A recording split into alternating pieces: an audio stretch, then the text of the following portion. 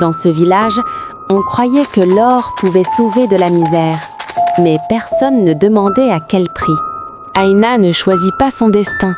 On la lui offrit en mariage sans son consentement, emballée dans l'or. Cependant, elle ne se rendit pas compte de ce qui l'attendait. La maison de Seydou, tapie dans l'ombre de la forêt, n'était pas un foyer. C'était une promesse faite aux ténèbres. Dans la nuit noire, des choses inexplicables se produisaient. La maison murmurait, comme si elle se souvenait de celle qui n'était plus là. Aïna avait toujours peur d'être seule. Un jour, dans la maison, elle trouva un miroir très étrange. Quand elle cherchait son reflet, rien n'apparut.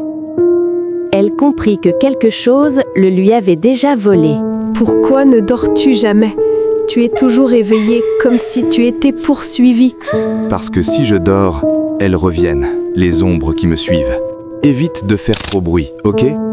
Dans d'autres miroirs cachés dans la maison, on pouvait constater des reflets.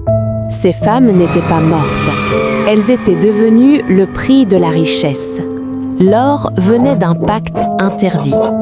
Et chaque épouse nourrissait l'esprit. Ce qui veut dire que Aïna était donc la prochaine. Cela dit, Aïna refusa d'être un sacrifice. Elle brisa la richesse et la peur en détruisant tous les miroirs qu'elle croisait. La richesse sans vérité est un cercueil doré.